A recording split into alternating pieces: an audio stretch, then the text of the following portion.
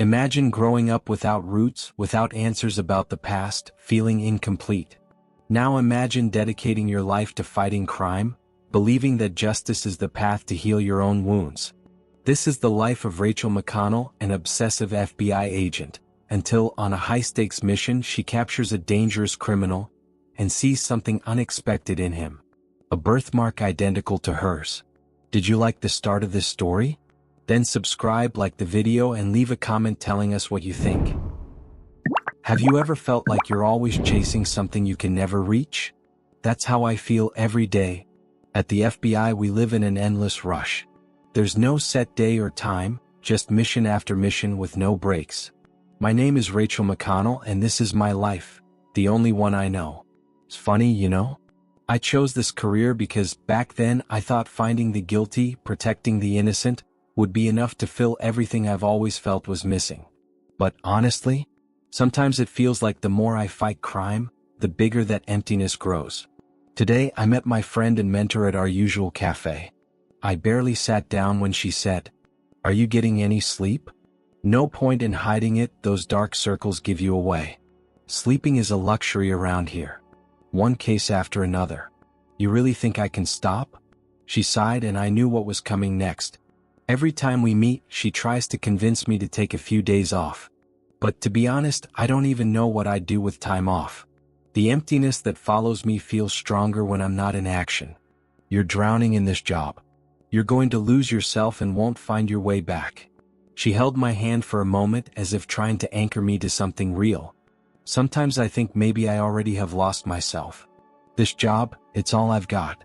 I'm not like you who has a family to go home to at the end of the day. Her eyes grew sad and that was what bothered me the most.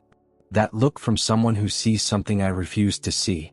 As much as her friendship means to me, there are parts of me that feel untouchable, pieces of the past that are just gone. I barely knew my mother and my father disappeared before I understood who he was. I grew up alone in the system, a lost child and a rebellious teenager who, ironically, ended up choosing the law. She shook her head, frustrated. The truth is, you never try. You live for the FBI as if it were your reason for existing. This isn't life. This time, something in me sparked a confession, even if vaguely. I've always felt like something's missing. Like I'm searching for an answer I don't even know. This weight has always been here, you know? What if that emptiness has nothing to do with the job? Maybe that weight has deeper roots. You need time to think about what truly drives you. Otherwise, the FBI will suck everything out of you and there'll be nothing left. She was right about many things, but I don't think even she understood how much I felt like my life was this endless chase. It's not just the FBI that holds me, it's the idea that as long as someone's in danger, it's my duty to be there. Maybe that's the only thing I have to fill this emptiness. Back at the office, her words still echoed in my mind. It's like there's something in me that's missing, a puzzle piece I can't find. But I can't afford the luxury of dwelling on it. Right after coffee I get a call. A new operation is underway. Another store involved in high-tech smuggling. Of course this is my priority now. On my way to the location the adrenaline starts to rise, my heart beats faster. The only thing that truly makes me feel alive, even if just for a few moments. Team aligned, protocols reviewed, and there I am, leading the operation, ready to spring into action once again. But deep down that conversation still pulses. Inside the store, I observe the movement, each person, each detail. I feel a slight pressure, the sensation of being watched, but I'm used to it. Disguises, sharp eyes, and a crowd of people watching us as we keep the mission under control. I analyze the location, identify possible suspects, points of entry and exit, and the emptiness that haunts me is replaced by the tension of the moment. It's like for a few minutes I can finally forget everything, the past, the emptiness, her words. But the feeling of incompleteness is still there, a shadow lurking, always waiting for the action to end so it can haunt me again.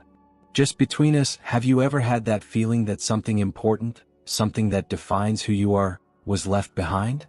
And when you try to remember, it feels like you just sink deeper into doubt. That question, as banal as it seems, is a constant companion in my mind. Even while preparing for action, it haunts me.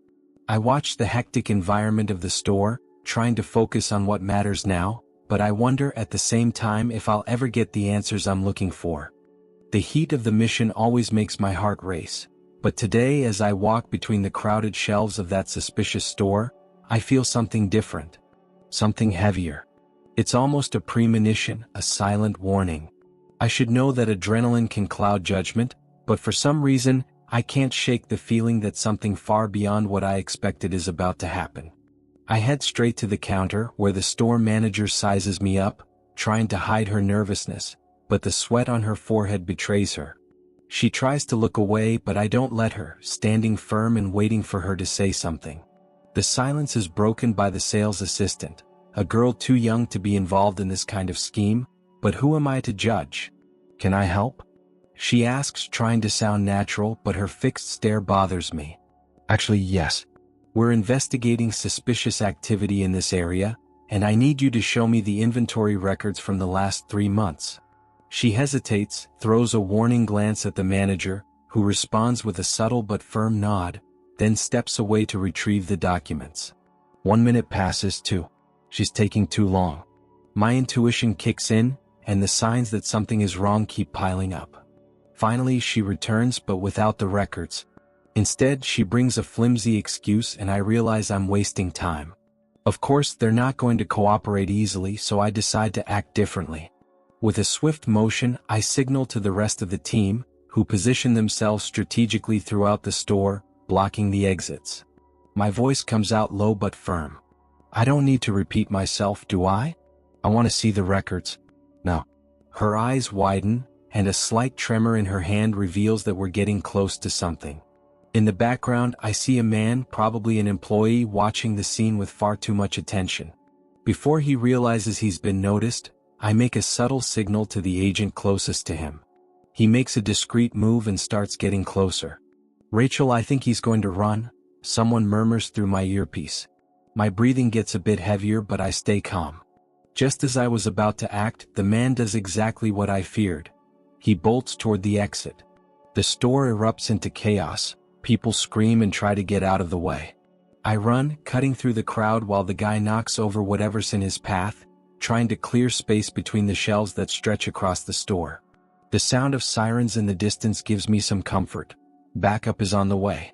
I get closer, but he makes a sharp turn, slipping between 2 narrow aisles, as if he knows the place better than anyone. My heavy boots echo on the cold floor as I speed up, dodging shelves and customers who are still trying to figure out what's going on. In one last desperate move, he hides between boxes at the end of a dark aisle. "You're cornered. No point in running anymore." My voice echoes, but he doesn't respond. With my gun steady in my hand, I approach slowly, my eyes alert to any movement. The sound of sirens grows louder, signaling that backup is almost here. Then, just as I'm about to reach him, he slowly turns around and looks directly at me. The impact of that gaze is immediate. It's like I'm staring at my own reflection. My breath catches, the seconds drag on like slow motion, and I can barely believe what I'm seeing. He blinks, a confused look passes over his face as if he too is trying to figure out what's happening. This man, who was supposed to be just a suspect, is almost a perfect replica of me. Same eyes, same face shape, the same expression of surprise. It's like staring at an unknown version of myself, an invisible connection I never imagined existed. Who are you?" I stammer, unable to hide the shock in my voice. He hesitates, but there's something in his eyes, a kind of sadness mixed with recognition. When he finally speaks, his voice is low and hoarse, filled with a pain I can't decipher. "It wasn't supposed to be like this. I shouldn't be here." Before I can ask anything else, he tries to run again, but I'm prepared and block his exit. The adrenaline makes me act quickly, and in seconds he's handcuffed, detained. But the feeling that takes over me is anything but victory. I feel a pressure in my chest, an urgency I've never felt before. He stares at me, still silent, as the rest of the team takes him out of the store. The shock still pulses inside me, but I need to maintain professionalism. I can't show what I'm feeling, especially not now. Yet, inside, the turmoil is inevitable. Once we're out of the store, he's placed in the patrol car, and I can't resist. I move closer to try to understand what's happening. "Look at me," I say, my voice firm but with a tremor that betrays me. Who are you? Why are you like me? He lowers his head as if he wants to escape my questions, but answers with an almost resigned tone. Maybe that's a question you need to answer yourself. Those words echo in my mind, entangling themselves in my understanding, messing up all the certainties I had. He looks at me one more time before being taken away, and in that gaze I see something familiar, a pain and recognition that moves me in a strange and deep way. As if, somehow, he's a part of me I never knew existed. Back in the car, I'm dazed. I try to process what just happened, but reality seems distorted, as if the world spun and revealed a truth that had always been hidden. As I drive back to the office, what he said keeps ringing in my mind. Maybe that's a question you need to answer yourself.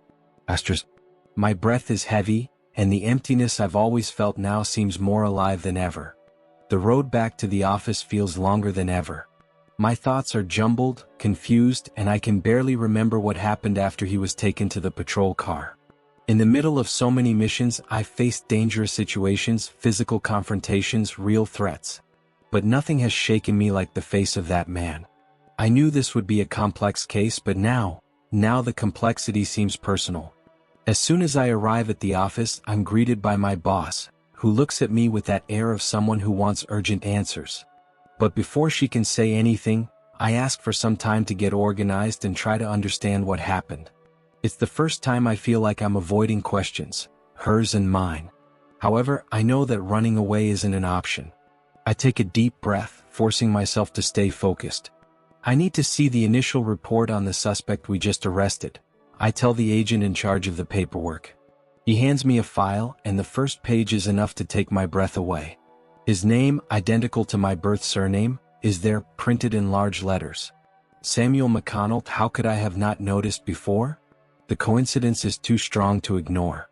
As I flip through the report, the details begin to emerge, each one more disturbing than the last. He was born in the same hospital as me on the same day in the same year. My mind starts piecing together a puzzle I didn't even know existed, but the answers seem even further away. I decide I need a private conversation with him. I need to understand what's happening. And somehow, I feel like he wants to talk to me as much as I need to hear him. Entering the interrogation room, the tension in the air is palpable. He's sitting, hands handcuffed on the table, and his eyes follow me as I close the door behind me. We stare at each other in silence for a few seconds that feel eternal. Then he breaks the silence with a low and cautious voice. "I figured you'd come back," he says with an almost ironic smile. "But I doubt you expected to find me here, did you?" I swallow hard. The truth is, I didn't expect to find him anywhere.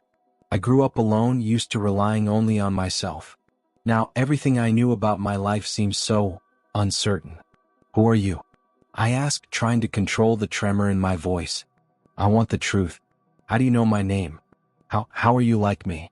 He takes a deep breath, his eyes soften for a moment, but there's something painful in that look. "The truth? I'm still trying to understand it all myself. I was adopted as a baby, and I know as little about my biological family as you do." Those words hit like a punch.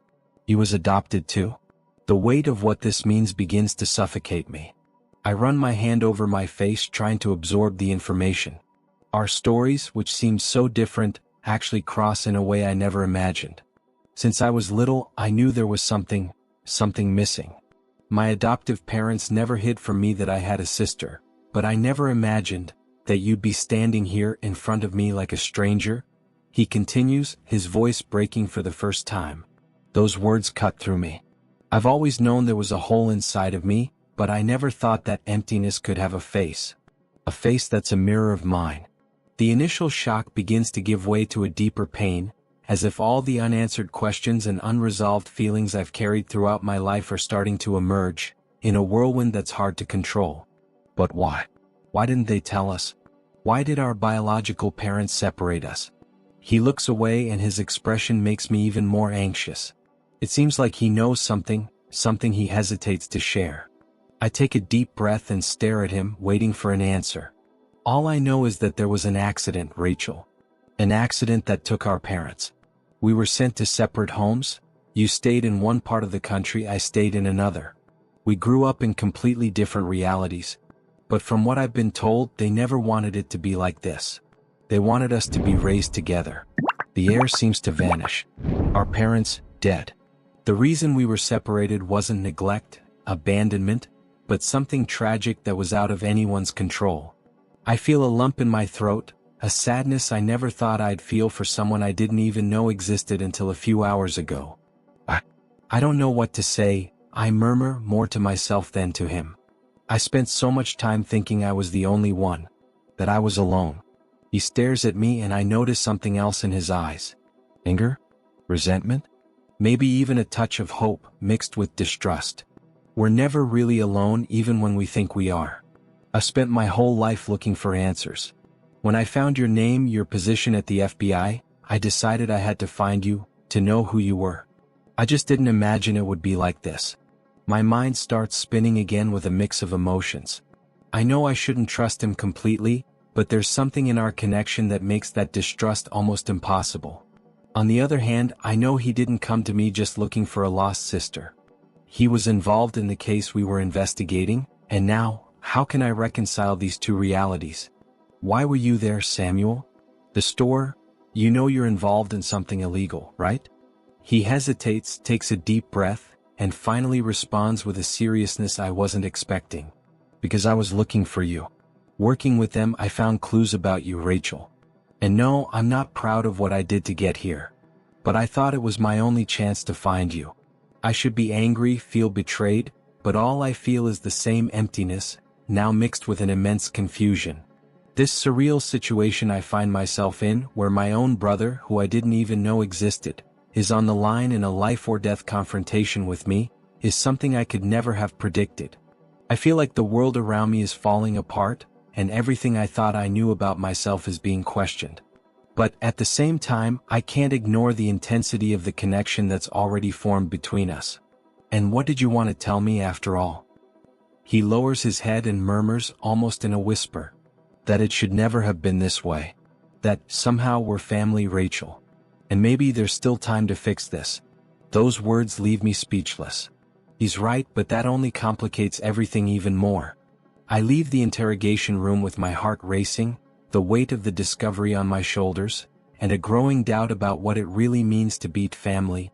Back in my office, I sit down, but it feels like the floor is still moving beneath my feet.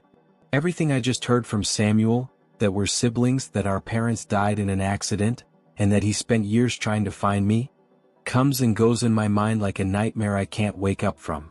I look at my reflection in the window glass, and for the first time I see something I never noticed before. There's a void there. That same void he mentioned so easily, as if it were a part of me he already knew. I'm interrupted by Jackie's firm footsteps as she enters the room without knocking. She studies my face, and even before I say a word, she seems to understand that something very serious has happened. "Are you okay?" she asks, cautious but direct. I look away, trying to organize my thoughts. Part of me wants to tell her everything, share this overwhelming secret. But another part, a part one barely recognize, stops me. Jackie is my mentor, my closest friend, but would she understand? Could anyone understand? I need answers, Jackie. And fast, I finally say, standing up and pacing back and forth. Do you think you could get the full information on his adoption case? And the accident that killed our parents? She watches me in silence for a moment, clearly surprised by the request, but nodding firmly. I'll take care of it. But Rachel, what's going on? She places her hand on my shoulder, her expression a mix of concern and curiosity. I take a deep breath, carefully choosing my words. It's personal. Something I didn't even know I needed to resolve until today. Just help me get that information, please. She doesn't press any further, but her look says everything. Jackie has always been the type to respect others' boundaries, but she's also stubborn enough not to back off from something she thinks is important. I know she won't give up on finding out what's going on with me, but for now, it doesn't matter. What matters is understanding who I really am and what Samuel was doing in my way. A few hours later, the file I requested finally arrives. I open the dossier and the words and images hit me hard. Old photos of our biological parents, the death certificate, and among the documents, a series of letters and records from an adoption agency dating back to the 90s. My heart races as I read a specific excerpt. Due to the mother's serious health condition, the children were placed in separate temporary homes. Children. Samuel and I. For the first time, I feel a wave of sadness for that mother I never knew. Sadness for the dreams she might have had for us, for the moments she never lived with us. And a deep, inexplicable anger for being separated, for living entire lives without even knowing the other existed. My phone vibrates, pulling me from the whirlwind of emotions. It's a message from Jackie. There's something important about Samuel you need to see. Meet me in the file room. I stand up, trying to control my nerves, and quickly walk down the hall to the file room. When I arrive, Jackie is already there, waiting with a file in her hands.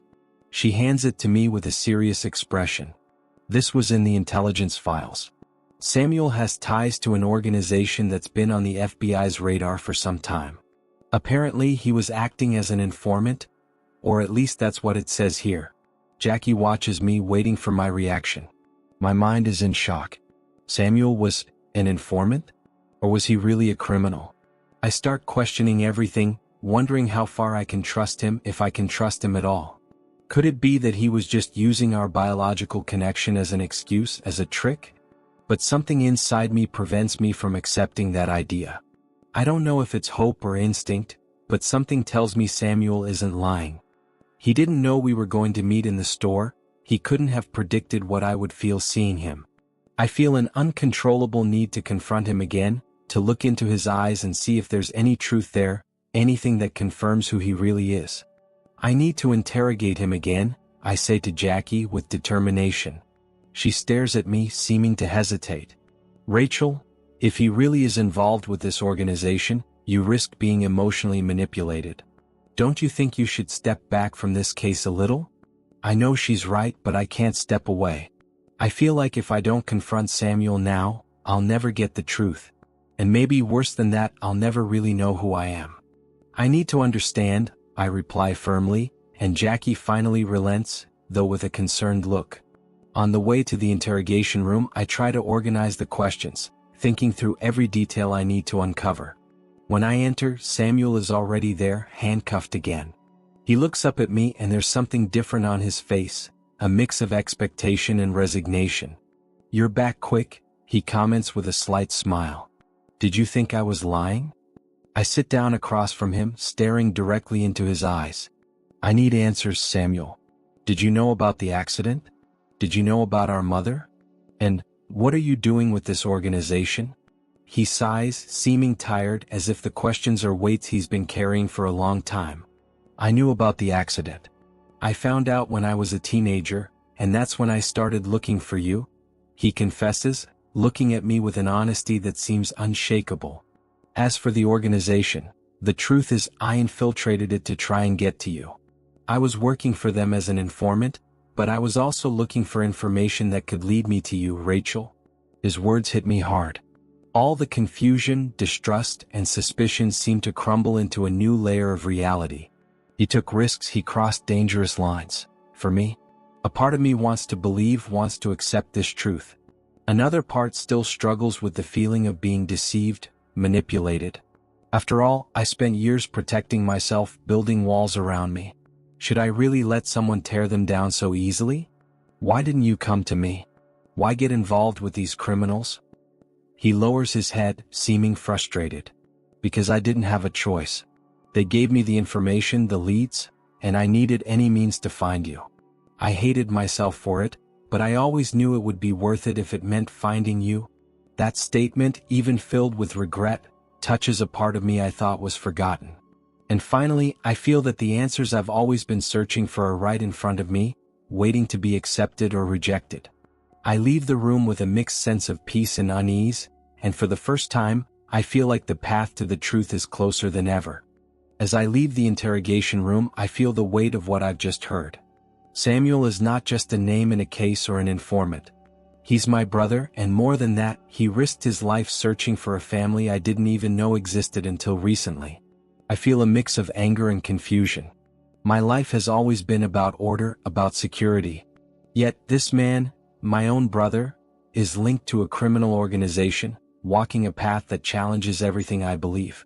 When I get to my office, Jackie is already there, waiting as if she knew I would have more questions than answers. "So what now?" she asks cautiously but without hesitation. I sit down, my gaze lost, trying to organize my words. "He says he infiltrated the organization to find me. That he got involved in all of this to get clues about me." She watches me closely as if trying to assess whether I believe him or not. "And do you believe him?" I sigh, resting my head in my hands. "I don't know. I want to believe. But at the same time, all of this feels insane." Jackie steps closer, placing a firm hand on my shoulder. "Trust is a tough choice, especially when it's something we never saw coming. But if he really is your brother, maybe it's worth hearing what he has to say until the end." I look at her, feeling the strength and wisdom in her words. But before I can respond, the phone rings, interrupting the heavy silence between us. "Rachel, we've picked up some strange activity from the organization. Something big is about to happen, and there are indications that Samuel is involved. We need you to lead the operation." Those words hit me like a stone in my chest.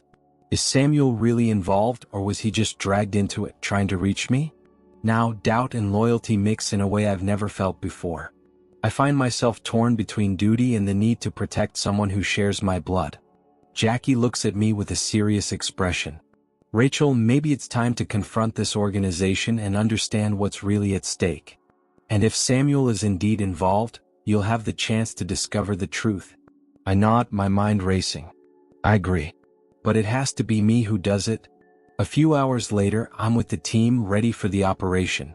The location we received points to an isolated warehouse on the outskirts of the city, where something important is about to happen.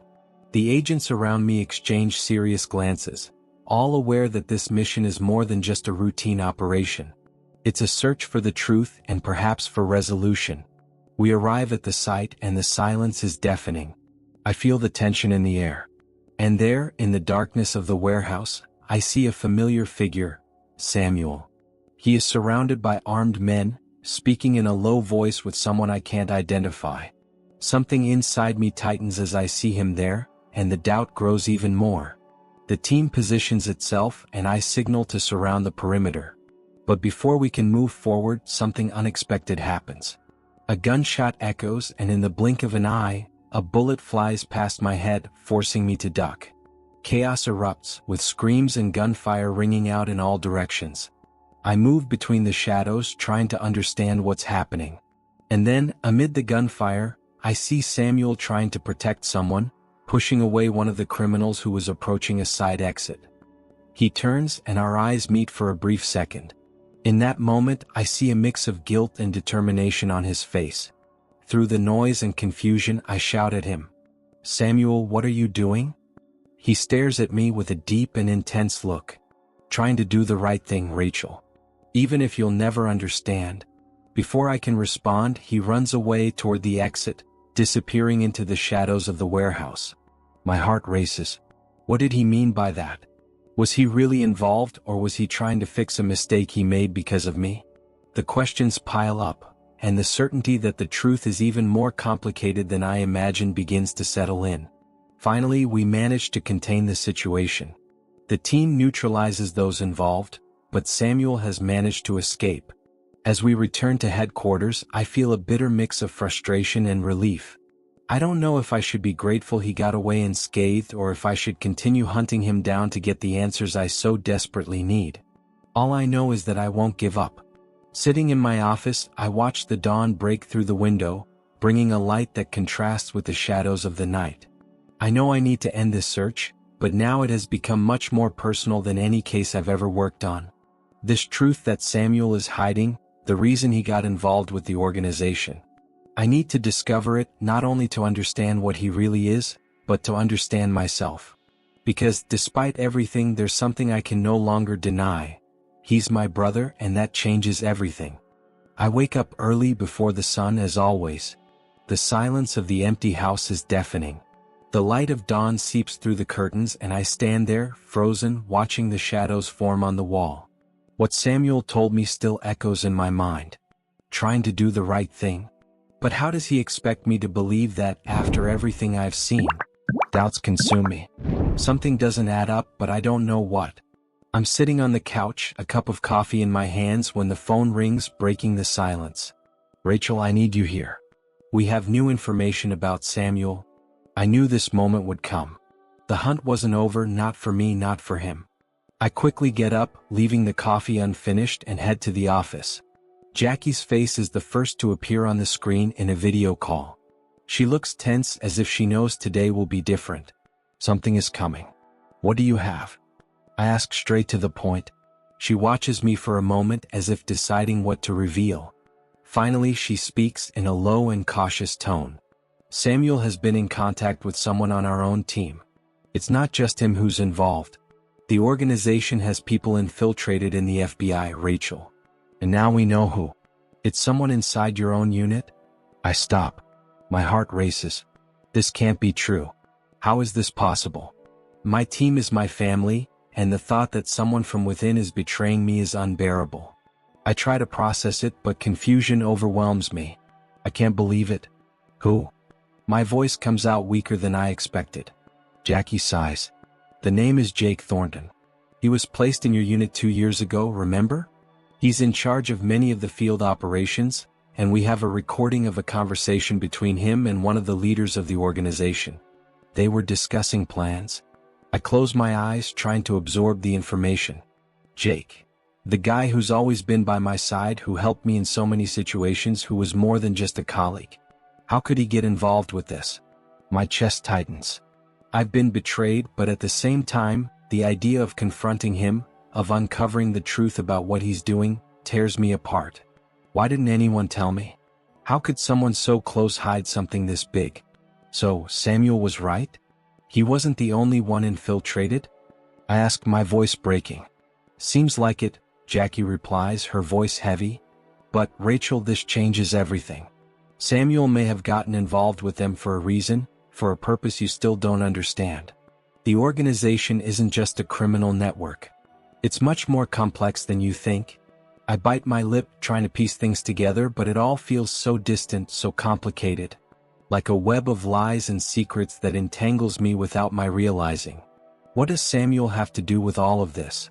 Why would he risk his life and his freedom to infiltrate a criminal organization? And what does he know about this bigger plot that's unfolding? Before I can respond, the phone rings again. A text message appears on the screen. A single unknown number. The text is short, but its words cut like knives. Asterisk, I have the answers. Meet me or you'll lose your chance to understand everything. Your life is at stake, Rachel. And mine too. Samuel. Asterisk. My fingers tremble as I read the message. He knows more than he told me, much more. He's trying to reach me, but what is this? A clue? A trap? The doubt grows, but one thing is certain. I won't let it slip by. What are you going to do? Jackie asks. I remain silent for a moment. The decision weighs on me like a burden, but there's no turning back. I've already started this journey and I won't give up now. I'm going to find him. And this time, I'm going to uncover the truth. I hang up the phone and prepare to leave. The feeling of standing on the edge between right and wrong consumes me. Samuel is somewhere, and no matter what he's done or what he's gotten involved in, he's still my brother.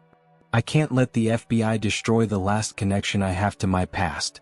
He has the answers. I just need to find the right pieces to complete the puzzle. As I drive to the meeting point, the thought doesn't leave me. What else am I about to discover? And who else, besides Samuel, is playing with me in this dangerous game? Time passes like a thin line between the present and the unknown. I don't know what to expect, but I know I can't stop until I have all the answers. And maybe, just maybe, this will help me finally understand who I really am. I arrive at the agreed location, a hidden cafe on a quiet street. The place is almost empty, with only a few tables occupied by distracted customers, immersed in their own conversations. My eyes anxiously search for Samuel, but I don't see anyone who looks like him. My heart races. Will he show up? Does he really want to reveal the truth to me? Suddenly the door opens and he walks in. Samuel. He looks thinner, his eyes heavy with a tension I've never seen before. His hands are sweaty, and he hesitates when he sees me, as if unsure where to begin. He slowly approaches, the tension in the air palpable, and sits in the chair across from me without saying a word.